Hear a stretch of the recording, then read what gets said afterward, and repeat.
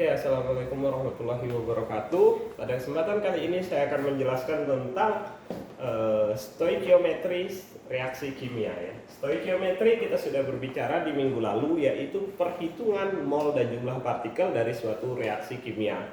Nah, minggu lalu saya juga sudah menjelaskan tentang bagaimana penyetaraan reaksi kimia gitu ya. Nanti akan kita review sedikit, kemudian kita lanjutkan. Nah, sekarang kita menggabungkan konsep penyetaraan reaksi kimia, kemudian konsep mol, dan juga konsep jumlah partikel, sampai juga konsep massa dari suatu unsur atau atom gitu ya. Nah, yang pertama kita review, minggu lalu saya sudah menjelaskan tentang bagaimana suatu reaksi kimia itu harus disetarakan. Misalkan kalian memiliki reaksi kimia, yaitu reaksi pembentukan amonia ya, reaksi pembentukan amonia, di mana reaksi ini terjadi untuk di industri pupuk. Nah, reaksi yang terjadi adalah gas nitrogen N2 bereaksi dengan gas hidrogen H2 menghasilkan amonia, yaitu NH3. Nah, di dalam reaksi ini kita bisa lihat N-nya di kiri, N-nya ada 2, sementara di kanan N-nya hanya ada 1. Maka kita tambahkan angka 2 di depannya gitu ya. Koefisiennya bertambah jadi 2, sehingga sekarang N-nya ada 2 dan hidrogennya ada 6 ya. 2 kali 3 6, maka di sini harus kita tambahkan angka 3. Sehingga yang terbentuk adalah N2 plus 3H2 menghasilkan NH3. Ini adalah penyetaraan reaksi kimia yang sudah kita pelajari kemarin. Nah, sekarang bagaimana kasusnya jika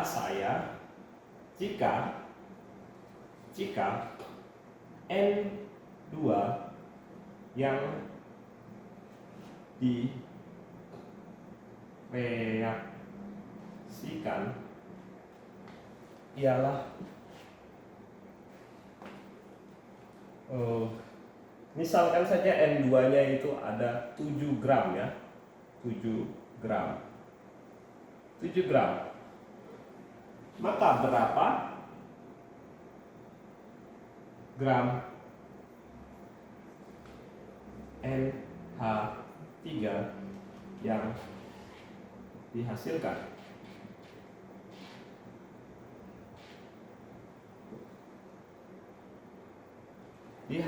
Berapa NH3 yang dihasilkan? Nah, cara untuk menghitung berapa banyak NH3 yang dihasilkan, yang pertama adalah kalian lihat yang diketahui adalah N2, yaitu adalah 7 gram. Maka pertama kali kalian cari mol dari N2. Mol N2 itu kalian bisa peroleh mol N2 sama dengan gram dibagi dengan mr, gitu ya. Gram dibagi dengan mr, gram atau massanya adalah 7 gram, berarti 7 gram dibagi dengan mr-nya. Mr-nya adalah N2, N itu 14, N2 berarti 28 gram per mol. Maka dicoret, hasilnya adalah 7 dibagi 28 itu adalah 1/4 atau 0,25 mol ya. Gitu ya.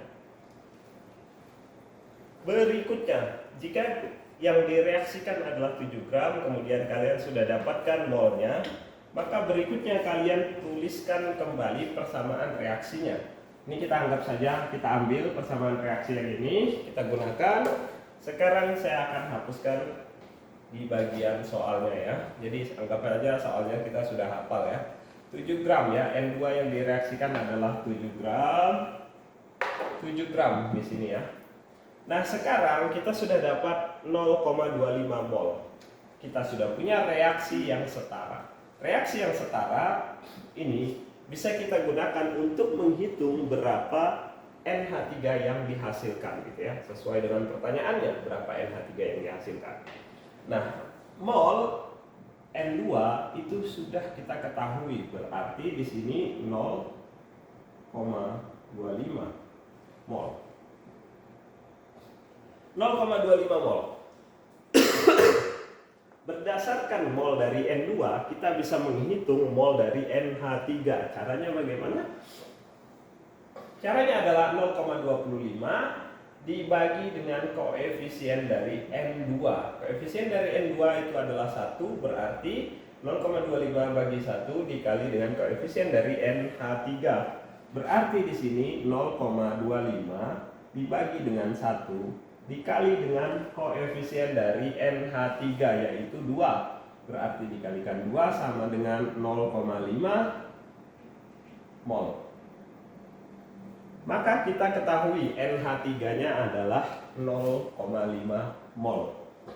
Sekarang kalau kita sudah mengetahui mol NH3, maka kita cari berapa gram dari NH3. Caranya adalah mol sama dengan gram dibagi mr. Molnya sudah diketahui yaitu 0,5, tinggal kita tuliskan saja, berarti ya kan. Nah ya. Di bawah aja. Berarti 0,5 mol sama dengan gram dibagi mr. Gramnya belum kita ketahui, dibagi dengan mr atau massa relatif. Massa relatif dari NH3 kita ketahui N itu 14, H itu adalah 1. Berarti H-nya kali 3, ada 3 ditambah dengan 14, ada 17. Berarti kita ketahui 17 gram per mol. Yang mana gramnya bisa kita kalikan dengan kalikan silang ya. Ini kita kalikan silang, gramnya kali turun, molnya kali ke bawah.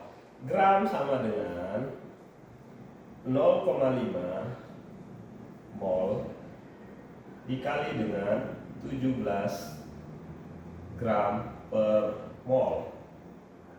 Maka molnya dicoret, 0,5 dikali dengan 17, hasilnya adalah 8,5 gram. Maka 7 gram N2 akan menghasilkan 8,5 gram NH3. Itu adalah jawabannya. Jadi kita peroleh 8,5 gram NH3. Di dalam reaksi ini maka 7 gram N2, 7 gram N2 itu akan menghasilkan 8,5 gram NH3 karena dia bereaksi dengan H2. Nah, sekarang kita selain gramnya, kita juga bisa menghitung molnya. Jumlah partikelnya. Kita bisa menghitung jumlah partikelnya berdasarkan molnya. Tadi kita sudah menghitung ada 0,5 mol NH3. Berarti jumlah partikel Jp NH3 kelihatan? Masih kelihatan?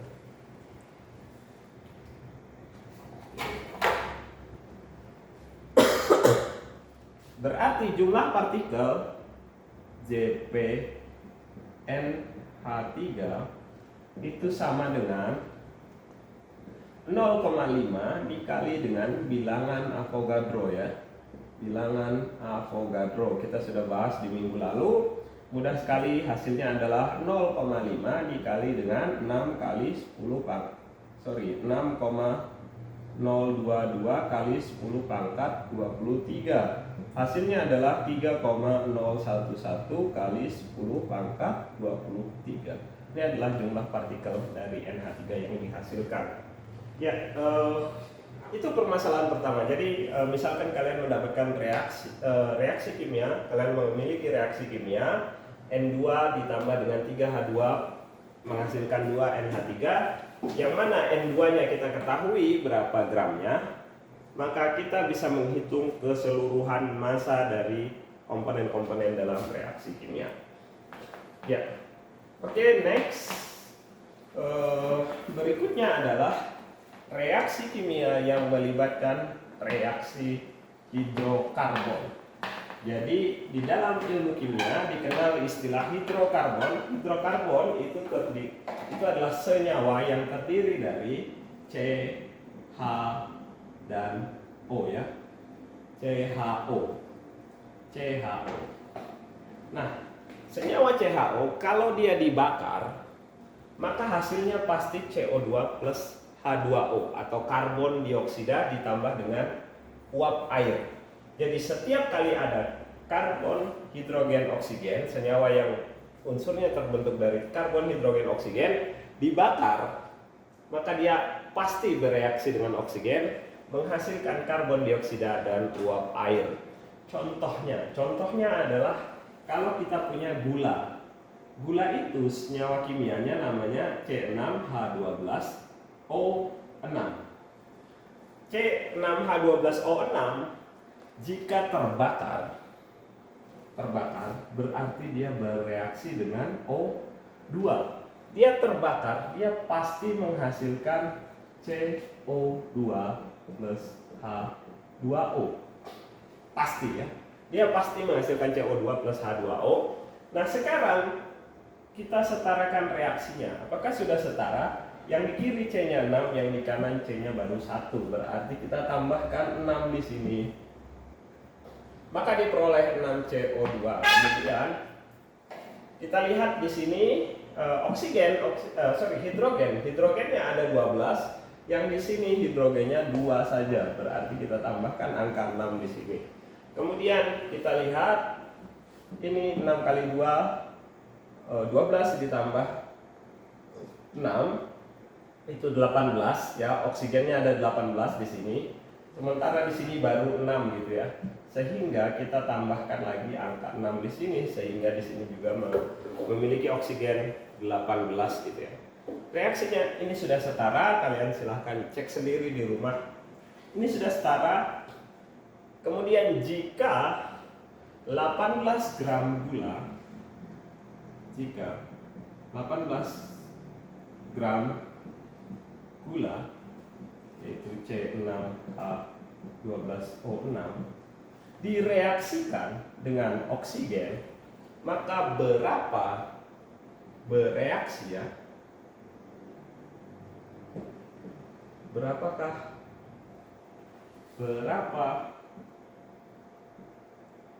gram CO2 yang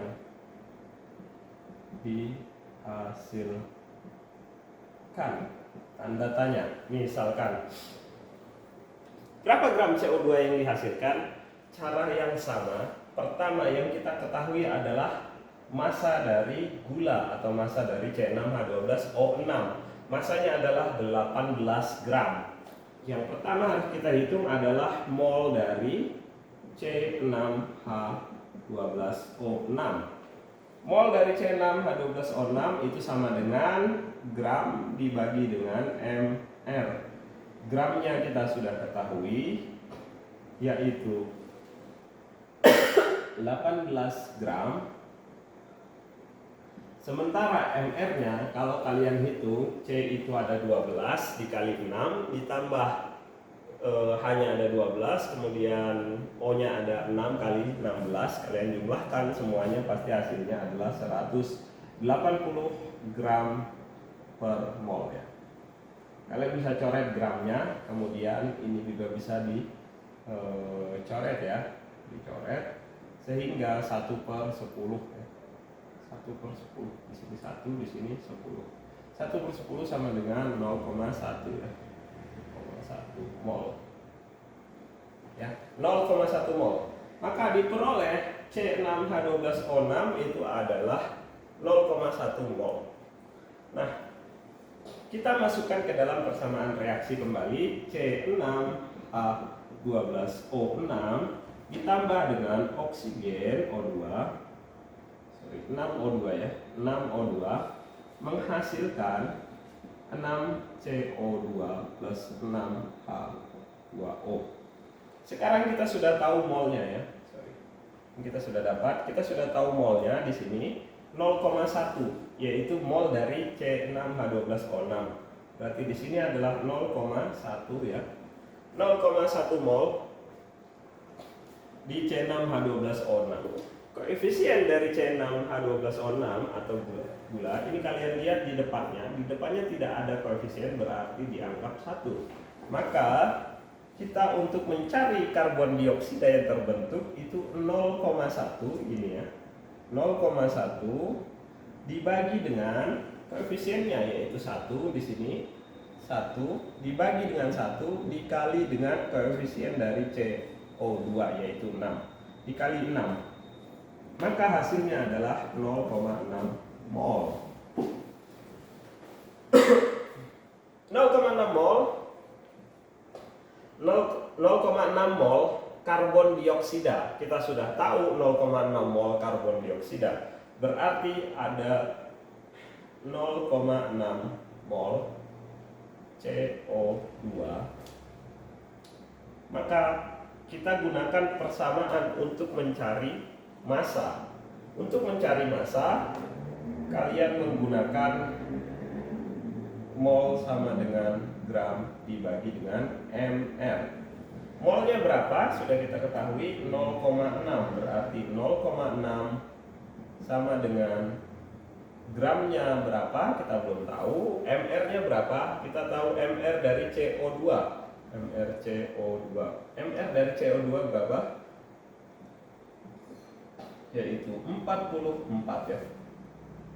Maka kalian kalikan silang gram sama dengan 0,6 dikali dengan 44. Hasilnya adalah 26,4 gram. Ini adalah jumlah gram dari CO2 atau massa dari CO2 yang dihasilkan. Massa dari CO2 yang dihasilkan itu adalah 26,4 gram. Apakah hasil ini masuk akal? Kan gitu pertanyaannya. Karena yang pertama itu gula yang ada itu hanya 18 gram. 18 gram, tetapi karbon dioksida yang dihasilkan itu nilainya jauh lebih tinggi, yaitu 26,4 gram. Kok bisa? Benar apa enggak? Masuk akal apa enggak? Ini masuk akal. Kenapa? Karena reaksi dengan oksigen. Massa oksigen akan bergabung dengan massa dari gula menghasilkan CO2. Bagaimana cara memastikannya atau bagaimana cara membuktikannya? Kita hitung saja massa dari oksigen. Massa dari oksigen bisa kita hitung sama menggunakan mol dari C6H12O6 atau mol dari gula. Caranya adalah 0,1 dibagi dengan koefisien dari C6H12O6 yaitu 1 dikali dengan koefisien dari O2 yaitu 6. Maka hasilnya adalah 0,6 mol. Ya, sama ya, karena koefisiennya sama-sama 6, molnya sama, tapi gramnya berbeda. Kenapa? Karena oksigen memiliki Mr berbeda. Sekarang kita hitung mol O2 sama dengan gram O2 dibagi dengan MrO2 ya. Mol O2 nya kita sudah ketahui yaitu 0,6 kemudian mol sama dengan gram dibagi dengan MrO2. MrO2 itu sama dengan 16 dikali 2, 32. Maka gram sama dengan 6 kali 2 yaitu 12, 6 kali 3 yaitu 18, maka dia 19,2 gram ya. Berarti jumlah oksigen yang bereaksi itu adalah 19,2 gram. Total yang bereaksi di bagian sini itu adalah gabungan dari gula yaitu 18 gram ya, gulanya ada 18 gram dan oksigennya ada 19,2 gram. Sehingga total massa di sisi kiri ialah 19,2 ditambah dengan 18 gram ya. 19,2 gram ditambah dengan 18 gram sama dengan berarti berapa? 37,2 gram. Jadi di bagian di sisi sini itu totalnya adalah 37,2 gram. Sekarang bagaimana dengan sisi kanannya? Di sisi kanan ada berapa gram? Mari kita hitung bersama. Tadi kita sudah hitung CO2. CO2 itu 0,6 mol. 0,6 mol dikonversi menjadi gram itu ada 26,4 gram. Berarti di sini 26,4 gram. Nah, sekarang kita hitung berapa banyak H2O-nya. Caranya sama di sini, di bagian sini kita gunakan mol dari C6H12O6. 0,1 dibagi dengan 1 ya. 0,1 dibagi dengan 1. 0,1 dibagi 1 dikali 6. Berarti 0,1 dibagi dengan 1 dikali dengan 6. Hasilnya adalah 0,6 mol. Sekarang kita hitung berdasarkan MR dari H2O ya. MR H2O, maka berapa gram masanya? Mol H2O sama dengan gram dibagi dengan MR H2O. Mol dari H2O berapa? Kita lihat di sini mol dari H2O adalah 0,6. Berarti 0,6 sama dengan gram dibagi dengan MR dari H2O, yaitu H itu 1, berarti H2 itu 2, oksigen itu 16, berarti ada 18. Maka gram sama dengan 0,6 dikali 18 ya. Hasilnya adalah 6 kali 8 itu 48, 6 kali 1 itu 6 ditambah 4 10, berarti 10,8 gram. Nah, kita lihat apakah dia sama. 10,8 gram. Nah, keduanya jika kita jumlahkan